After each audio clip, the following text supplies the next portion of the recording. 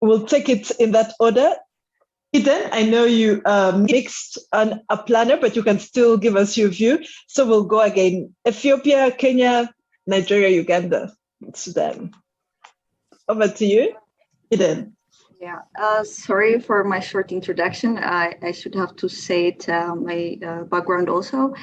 So yeah, I'm an urban planner, also graduated in GIS engineering. So when it comes to including women in this architecture and urban planning professions, since I talked to in Ethiopia, based on Ethiopian perspective, there are a lot of new graduates, architects and urban planner in Ethiopia. But when it comes to the job or the job market or professions, it's really, really challenging to include women, especially because most of these professions are mainly dominated by males. So yeah, there are recent graduates and also young women who have practicing, also educating in these professions, but still there is a gap that's been shown on the market, I think. Let's go to Emma and Josephine in Kenya. I'll go first. I would say that I don't think that the architectural profession really cares about women in the profession generally. Mostly you find that most when you interact with people in the environment, they just want to see, they're more interested in the products, the work. They're not looking at whether you're female or not. But being female in that environment also is a challenge, because there's a lot that needs to be done, first of all, to accept women and promote them working in the environment, and not just architects or urban planners or engineers. We'd like to talk about even those who are technicians on site, those who are maybe providing different services, like bringing in food into that kind of environment. We're talking about women who generally construction workers in the industry. I don't think that they really care for you being a woman or even for you being there. They're just focused on what you can give to them. Thanks, Emma. I like what you're bringing in. I think you're bringing a very new perspective, which is, it's not just a woman professional architect. We have the whole value chain of women within the architectural world. We've got the technicians, we've got the CAD rendering, we've got the support, we've got the engineering foreman, we've got, it's the whole value chain. And thanks for bringing that part in, because in order to see a drawing, right from the drawing, these days computers, right from the computer to a building, there's so many women within that value chain. So I think I like what you're bringing in, is that we're not getting it. And it's just reminding me again, in South Africa, this is a heritage weekend. So today's a public holiday, but tomorrow we've got one of the groups of women who'll be marching to the union buildings, indicating we've had enough, no more abuse, no more gender violence. But over to you, Josephine. All right, thank you. Just like my two previous colleagues have mentioned here, yes, we are, I'll use the African context, I'll use the Kenyan context. Course. Yes, we are a developing continent, we are a developing country, and you find that in most of these countries, women are breaking the barriers to venture more into these, previously male-dominated professions. So we find that we have women now engaging not just in the design bit, but also in the construction bit and all these support services that come in. But then again, you're faced also with another challenge, because now you need to prove your worth as a woman alongside your worth as an architect. So you find that you're left doing a dual role, whereas your male equal is just left to prove that he can do the work. So for us, we are left to prove that yes, we are women and we are capable, and also yes, we can design. So I feel we still have a long way coming to go, but we've also come a long way. Yeah? It would be crazy to do right now.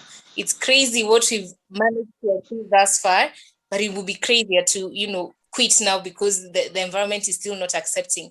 But again, I reiterate, I'm very happy for the work that women previously have done to allow me to venture into this world, but also I have a role so that the women coming behind me can find a more smoother path. Yeah, thank you.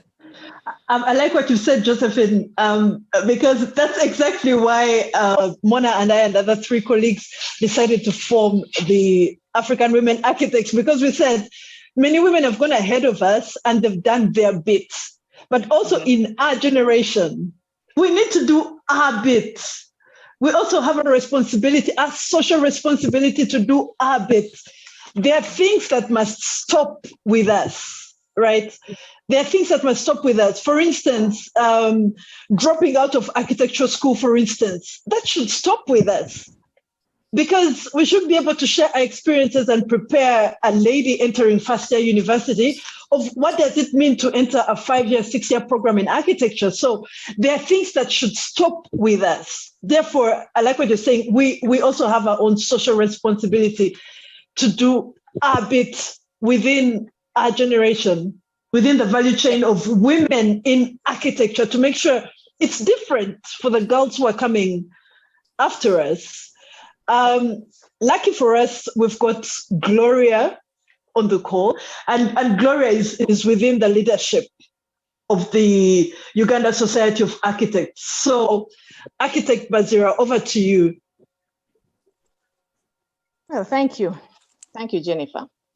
Yes, I do agree with the ladies, with the young ladies before. But I'm going to say that architecture does not exist in itself. It does not operate outside of the law. So when we look at architecture and women, we are also professions and women. We're also looking at the laws of the country that govern that profession. So like in Uganda, as you know, we have very good laws that allow for the inclusion of women, their empowerment, their protection of their rights, the rights to work, the rights to all these things. And even our government has already done quite a bit. Right now, our government body, our cabinet, has quite a number of women in leadership, the vice president, the prime minister, and quite a number of other ministers. So when you ask, does the profession care about women? The profession is going to care about the women only in as much as the law dictates to them. Yes. So if they say that you have to hire so many women, you'll find that maybe the schools that are enrolling are trying to make sure that, we need 30% women as per this cabinet decision.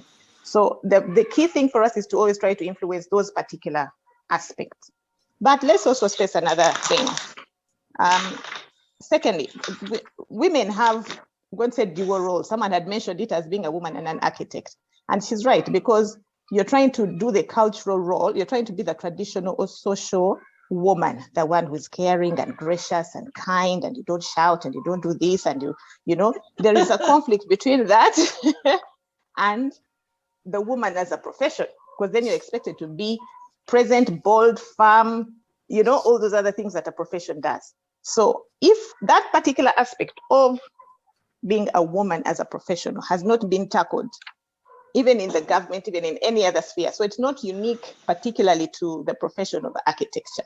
And if we are to bridge that gap and say that we're going to have equality, we have to also look at the cultural norms and traditional norms that actually affect, and that is why this young lady from Kenya has to go and first say, I'm a woman. Yeah? We first prove I'm a woman and I'm a capable woman. And then after that, I have to go and start dealing with, am I a good architect? Have I given you a good product?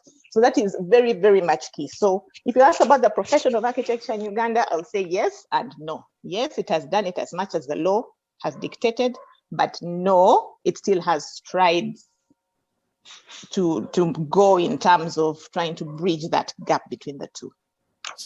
Yeah, I think that is, so it's a yes and no answer. Yeah.